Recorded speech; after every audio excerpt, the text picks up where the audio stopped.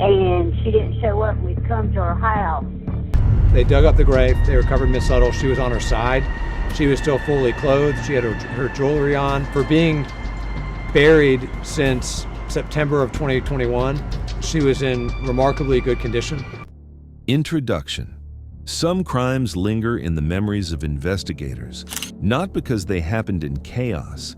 Totally cooperating, just relax. Not doing anything, not cooperating. All right, stand up on your feet. But because of how quietly and methodically the violence unfolded. Greenville County 911, what's the location of your emergency? The thing is, a fitter was supposed to show up to stay with my mom today, and she's in her 80s, and she didn't show up. We'd come to her house, and we can't get nobody to the door or anything. Her name is Edna Suttles. This is not like her. She shows up like clockwork. So something's wrong. On August 27, 2021, 80-year-old Edna Suttles vanished from her home in Travelers Rest, South Carolina after an ordinary morning errand. Sheriff's office. Checked the local areas, hospitals, couldn't locate her. They went into her house, got a search warrant, didn't find any signs of forced entry, nothing suspicious, nothing that would indicate foul play, but everything they had learned up to that point was basically saying that this is very unlike Edna. What began as a missing person case soon revealed an offender law enforcement described as a serial killer who preyed on women. His name was Daniel Printz, a man whose calm demeanor masked a long history of violence, manipulation, and death. We now know, as part of the plea agreement, that Daniel Printz acknowledged being involved in the deaths of 4 women over the age of 60 years old. Those 4 women are Edna Suttles, Nancy Rigo, Dolores Sellers, and Lee Goodman. This is a factual, human-focused account of what authorities uncovered, based on evidence, surveillance, and court records. The disappearance of Edna Suttles. On the morning of August 27, 2021, Edna Suttles went about her day like she usually did. Known in her community for her active lifestyle, she ran an errand to the Food Lion grocery store along US 25. Surveillance footage later showed her interacting with a man, Daniel Printz, before leaving together. Later that day, the same cameras captured Printz moving a visibly sedated Suttles into his car. Parked side by side. At this point, he opens up the passenger door of the Grand Cherokee and of the sedan, and if you break it down frame by frame and zoom in, you can actually see a blonde head getting into the silver sedan with him right behind her.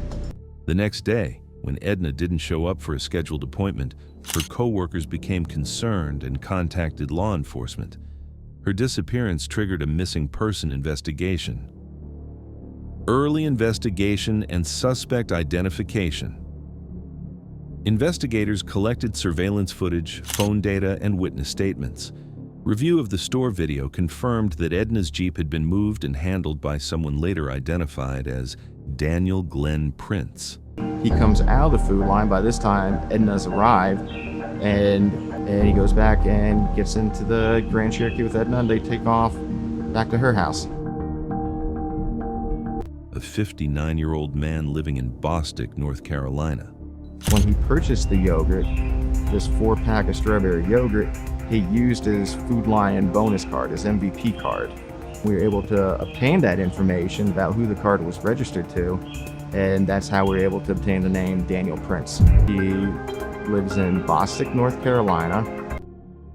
Authorities discovered that Printz had a prior criminal history, including a 1997 conviction in Michigan for kidnapping. Printz had a prior conviction from a kidnapping in Michigan in the 90s.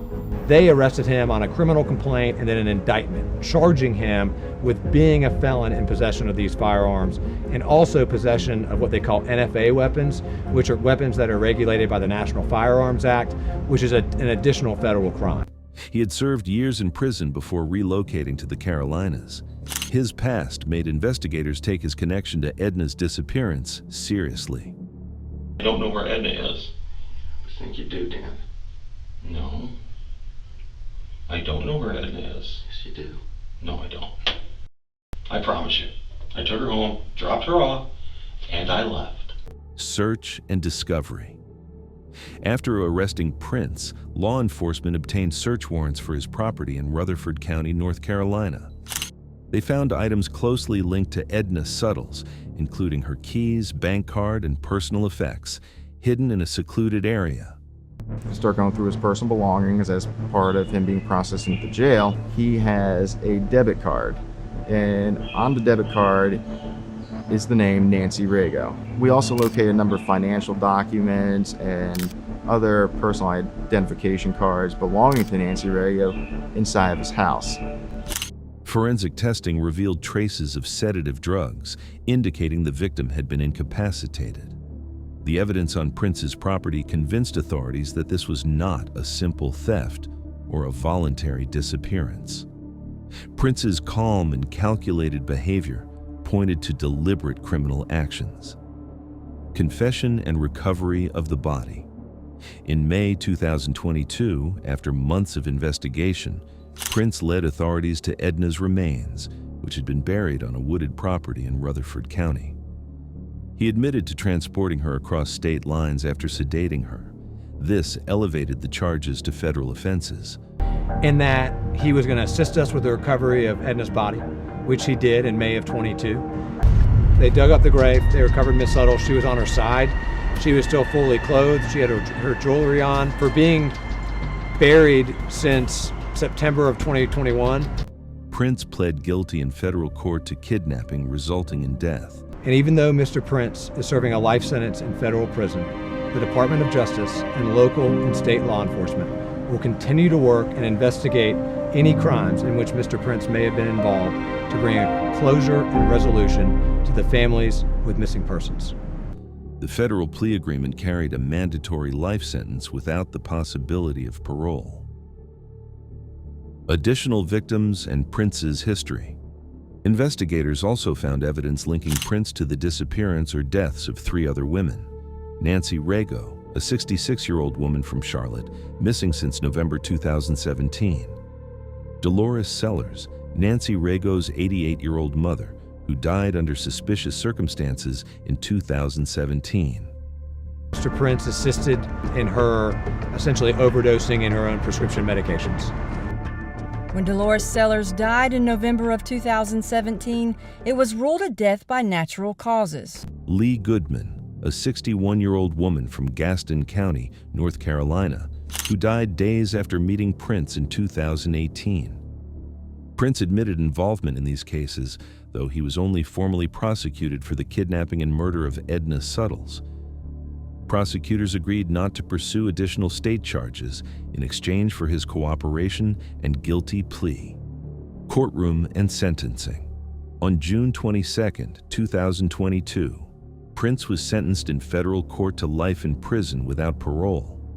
The court accepted the plea agreement, which guaranteed he would never be released but also meant other potential state charges would not be pursued. During sentencing, prosecutors described Printz as a predator who targeted, kidnapped, and killed women, causing unimaginable loss to their families. Law enforcement emphasized the importance of collaboration between agencies in bringing him to justice. Edna Suttles' legacy. Edna Suttles was more than a victim. She was a vibrant member of her community, remembered for her resilience and kindness. Her disappearance and death highlighted how predators can exploit trust and loneliness, especially among older adults. Her case brought attention to the need for increased awareness and protection for seniors, emphasizing background checks and community support programs for people living alone. Closing thoughts. Daniel Glenn Printz did not commit his crimes in flashes of anger or chaos. He acted with calculation, patience, and a disturbing ability to blend into everyday life. The real horror of this case lies in how ordinary his interactions seemed, until the violence was uncovered. The story of Printz is a sobering reminder that danger can sometimes wear a quiet face, and that justice, though slow, can still prevail when communities and law enforcement work together. If you found this story gripping, please like this video, Comment your thoughts on how you think justice will unfold, and don't forget to subscribe to Judge Wire for more real-life crime stories like this.